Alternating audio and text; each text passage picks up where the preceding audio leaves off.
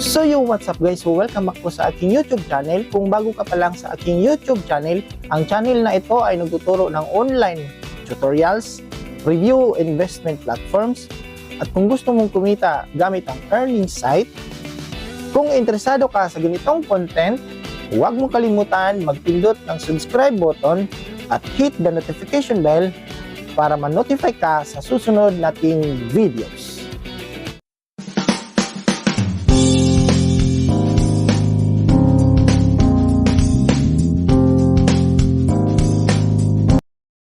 Disclaimer: this channel does not promote or encourage any illegal activities.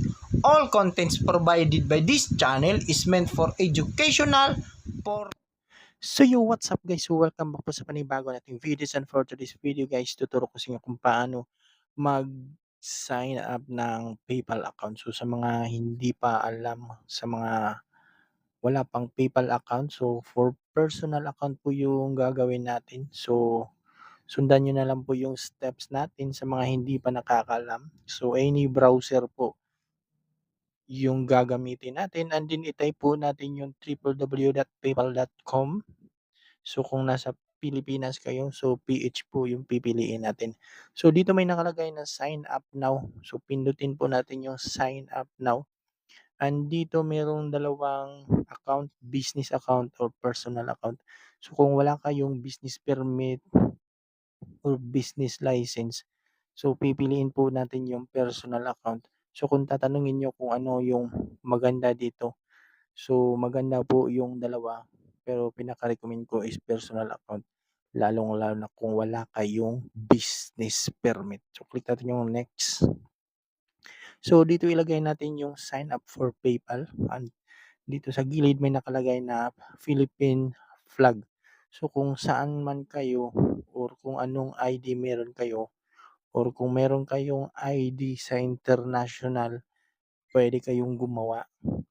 Pero kung ang ID nyo ay nasa Pilipinas lang, so piliin nyo po yung ah, Philippines. Then pindutin dito yung email, ilagay nyo dito yung email address nyo.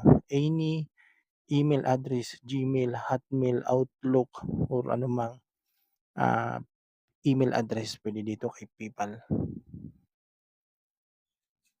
So, dito ilagay natin ang ating email address.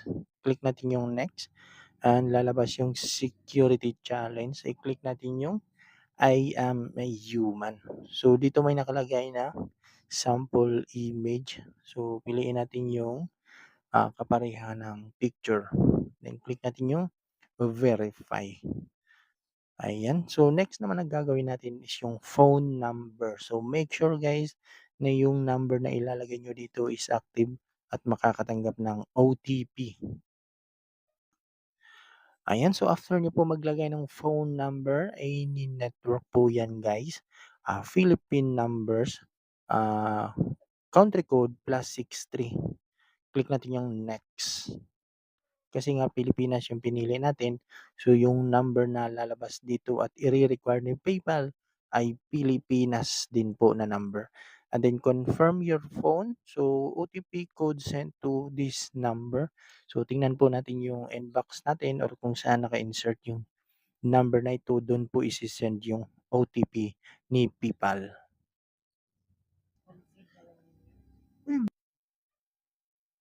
Ayan, so dito natin ilagay yung ating OTP code. Ayun, so create password. So dito ilalagay natin yung 8 to 20 characters. So maglalagay tayo ng to the following letters, numbers, or symbols like this. So kayo na po bahala kung anong gusto nyong i-password dito guys. Ayan, so after natin maglagay ng password, i-click natin yung next. So dito yung personal info natin, so make sure this matches your official ID. So dito pa lang guys, maraming nagkakamali dito guys. Oh. Ayan, nilagay na nga dyan ni PayPal na make sure this matches your official ID.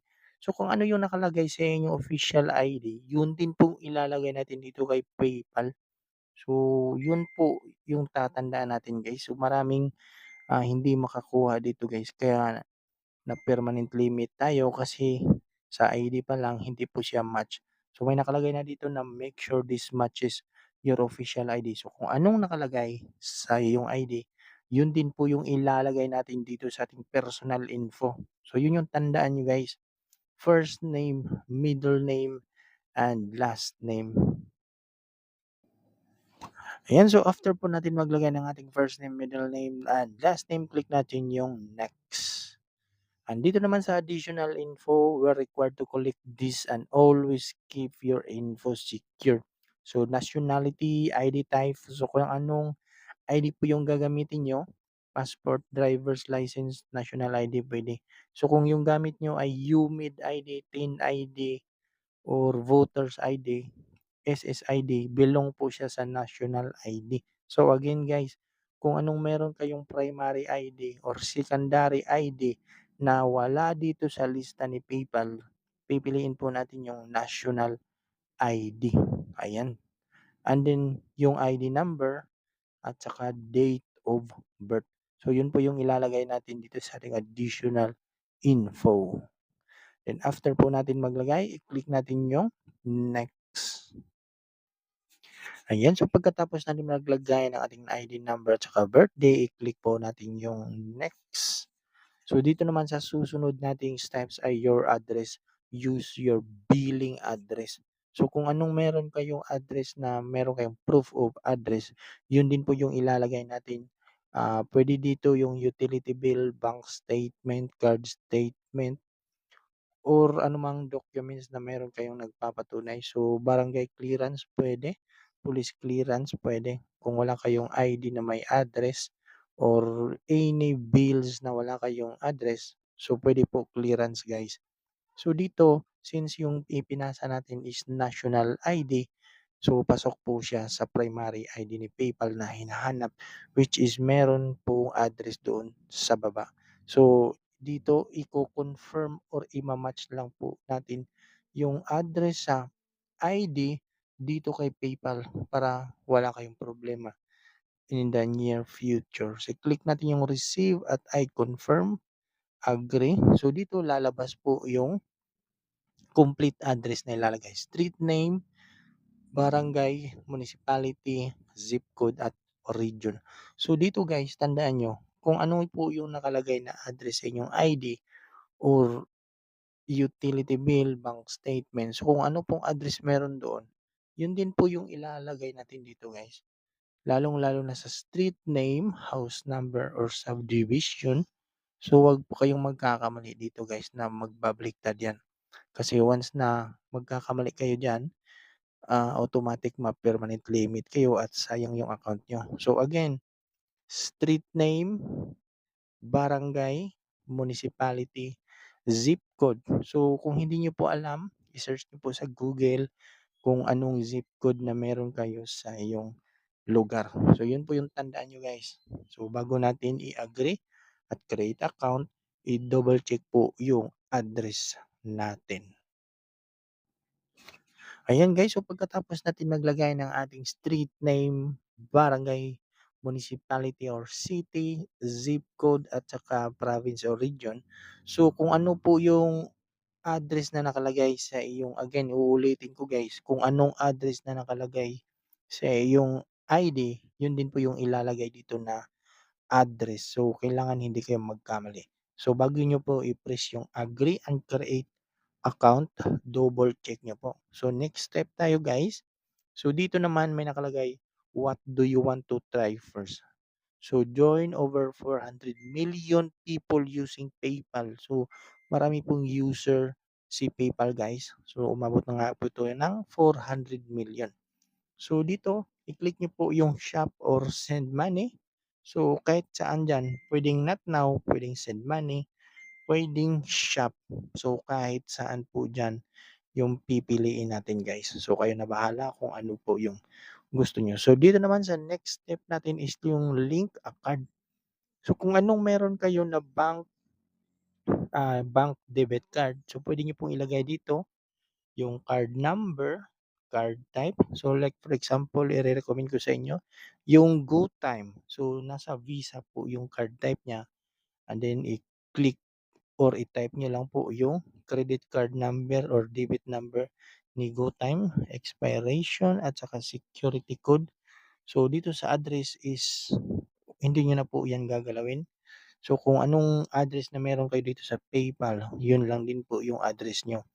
So, saka niyo po i-click yung link card. So, kung wala naman kayong, debit card or bank card as for now, so puwede niyo pong i-click yung not now. So, dito may nakalagay, shop with PayPal, it's just easier. So, puwede nating pindutin yung continue to home or explore offers. So, click natin yung continue to home. Ayun. So, meron ka ng PayPal account. So, after nito guys, hindi pa po tayo tapos. Pindutin natin dito yung menu, settings, and then para mag-welcome si PayPal sa inyo, complete your personal, maglalagay tayo ng username. So, kayo na bahala kung anong gusto niyo na username. Ayan.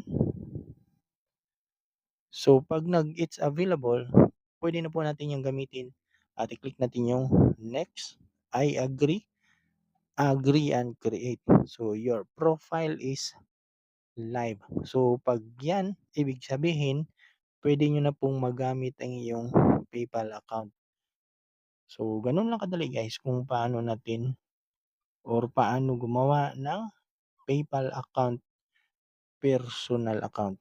Ayan, so search paypal.com. So, yun po yung official website nila guys.